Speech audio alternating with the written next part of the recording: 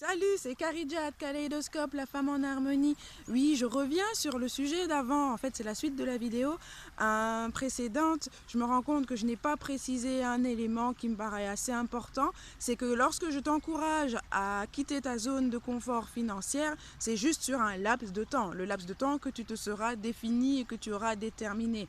Maintenant, si tu as envie de faire ça pour toute ta vie, il n'y a aucun souci.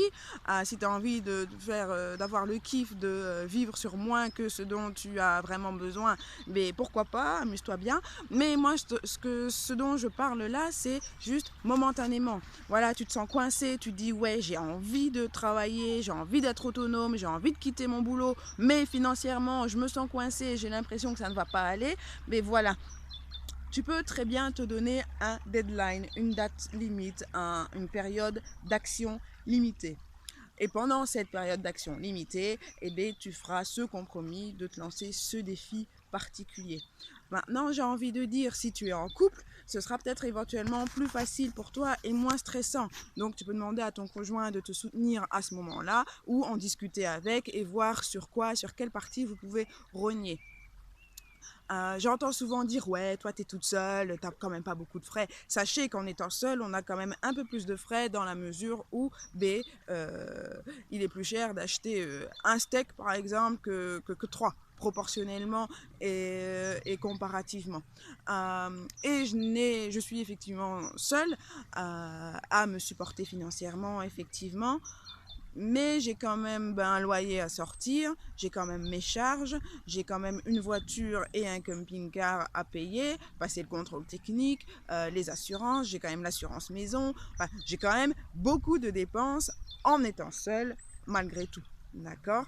Donc ce n'est pas une raison. Ceux qui se disent ouais t'es toute seule machin, c'est une excuse. Même si vous avez des enfants, j'ai envie de dire, ils vont pas mourir parce qu'ils n'ont pas la dernière PlayStation, parce qu'ils n'ont pas la dernière paire de baskets la dernière paire, le dernier GSM ou le dernier portable iPhone. Ils vont pas mourir pour ça non plus. Donc voilà, ça c'était la précision que je voulais faire. Je ne suis pas en train de dire non plus qu'il faut plus partir en vacances. Voilà, ce que je t'encourage à faire tout simplement, c'est de considérer le fait que réduire son mode de vie n'est pas aussi dramatique que ce que cela en a l'air. D'accord? Surtout si ta raison est fondamentale et est vitale, comme je veux quitter mon job de salarié ou je veux pouvoir réduire mon job de salarié. La possibilité est ouverte, la porte est ouverte, à toi juste de sortir les clés et de mettre en route, de mettre en marche, d'accord?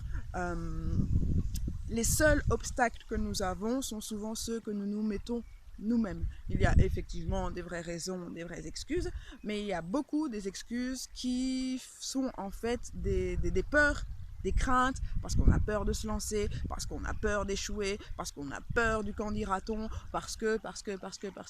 Donc je vous invite et je t'invite à faire une introspection sur ce qui te bloque réellement, à utiliser éventuellement les 3 clés de la vidéo précédente et à considérer le fait que sortir de ta zone ne sera pas définitif, d'accord? C'est se restreindre pour finalement avoir une autre abondance ou une abondance financière différente. Ça fait partie des compromis du fait de se lancer en entrepreneur ou en indépendante en tant que sage-femme ou tout autre métier. Voilà, précision faite, je vais continuer ma journée à travailler sur mon blog. Bye bye, belle journée. J'espère qu'il fait aussi beau chez toi que chez moi. J'ai l'impression que l'été arrive enfin, ou que le printemps du moins arrive enfin. Voilà, un gros salut de Belgique. Bye.